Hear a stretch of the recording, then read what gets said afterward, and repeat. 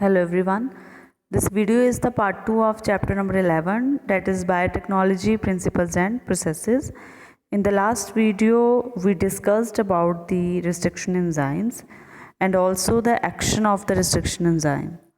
So we already know that restriction enzymes are known as the molecular seizers, and they help us to cut down the DNA into fragments, into the desired fragments actually, and they follow a particular sequence, and that sequence is known as palindrome sequence. For example, we already discussed that there is a enzyme, restriction enzyme, that is EcoR1, whose particular sequence is GAA-TTC.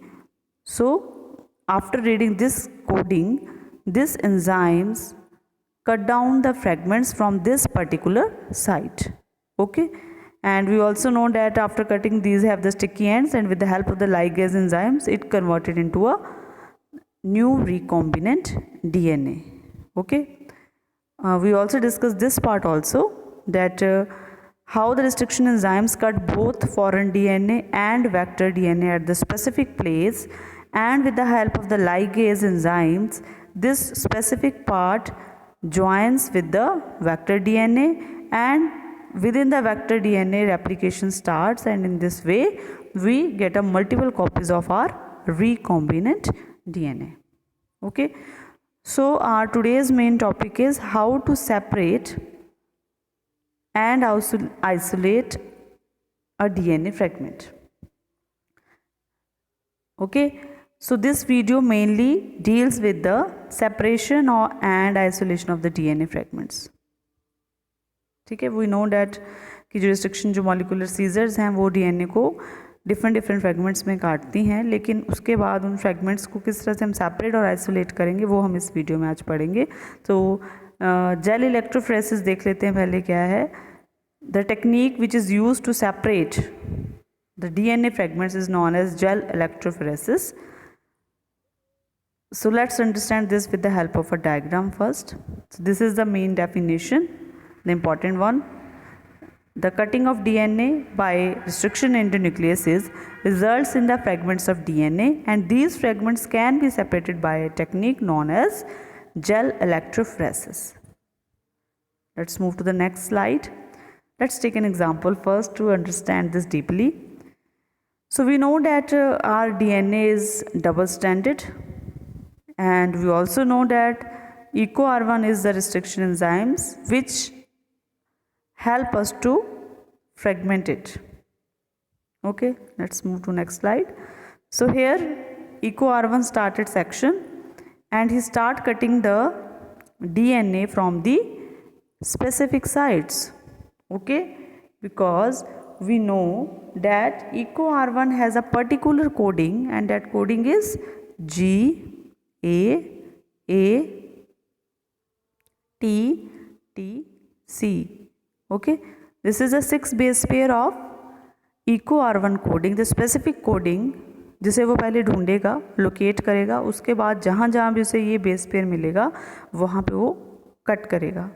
ठीक है, हर जो भी restriction endonuclease होगा या exonuclease होगा उसके पास अपने एक पर्टिकुलर बेस पेयर होगा, 6 बेस पेयर होगा, जिसे वो पहले लोकेट करेगा, ढूंढेगा उस डीएनए में, और जहाँ जहाँ उसे ये स्पेसिफिक कोडिंग मिलेगी वहाँ पे जाके वो उसको कट करेगा. Okay, let's move to next slide.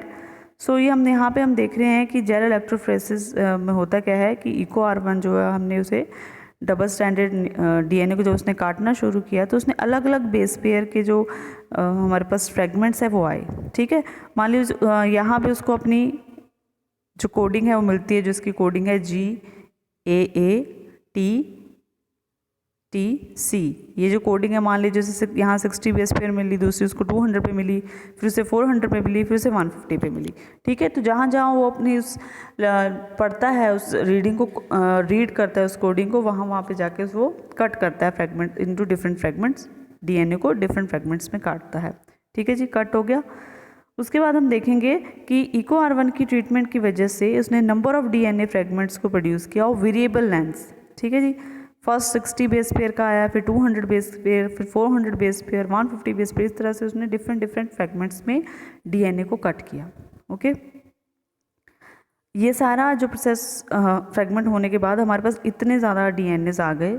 ठीक है, अब हम इसमें से हमने ये देखना है इनको हम सेपरेट किस तरह से करेंगे। उस प्रोसेस को हमने जेल इलेक्ट्रोफोरेसिस बोल दिया, लेकिन वो प्रोसेस होता क्या है वो हम अब देखेंगे।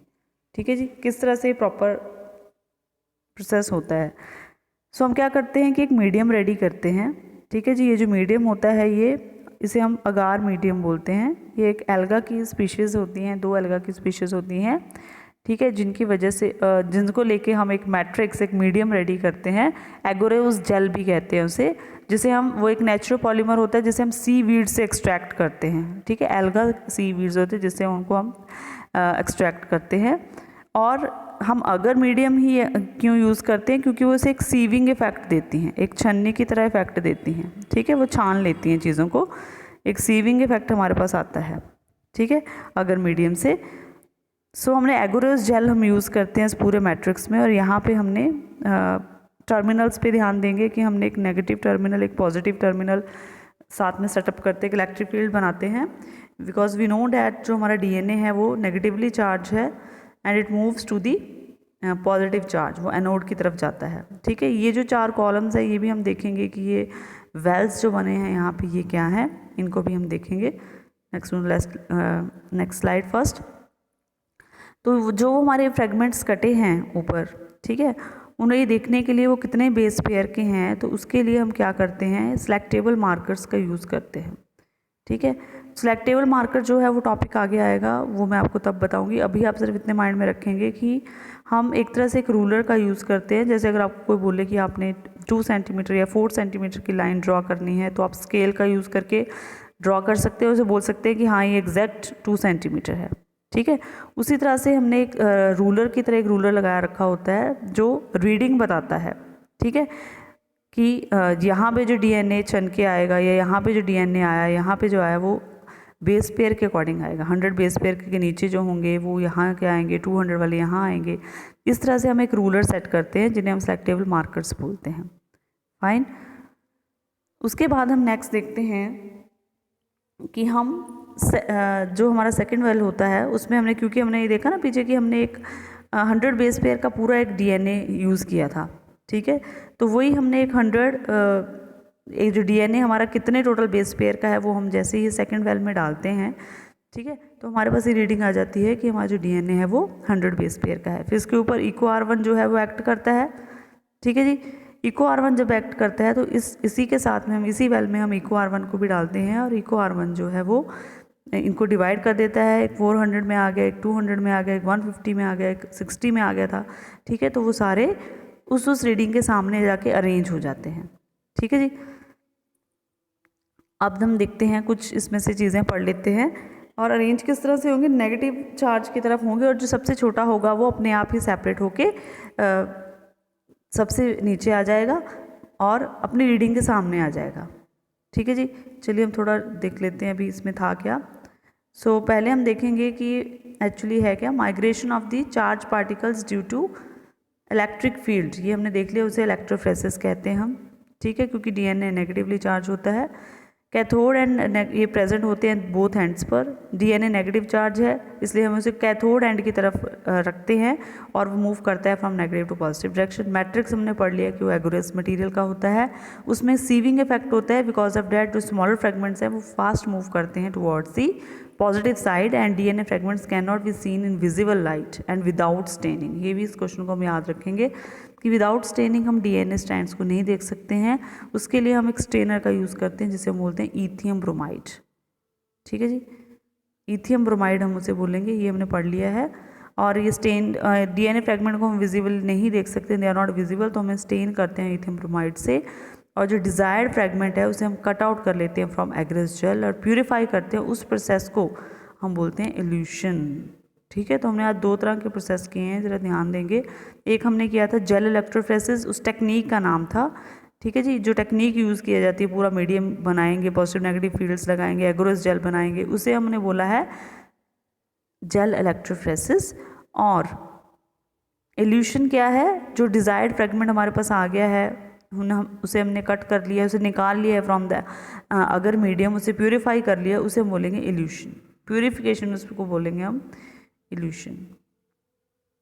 ओके, सो ये हमारा टॉपिक था जेल इलेक्ट्रोफोरेसिस, जिसमें हमने पढ़ा है कि हम किस तरह से डीएनए फ्रेगमेंट्स को सेपरेट करते हैं, मैट्रिक्स का यूज़ करते हैं। इस पर आप ये याद रखेंगे कि जेल इलेक्ट्रोफोरेसिस क्या है, इल्यूशन क्या है, क्यों डीएनए जो है वो पॉजिटिव की तरफ मूव करते हैं, और फाइनली जो मटेरियल है, जो मैट्रिक्स है, जो मीडियम हम रेडी करते हैं, वो किस मटेरियल का तैयार करते हैं।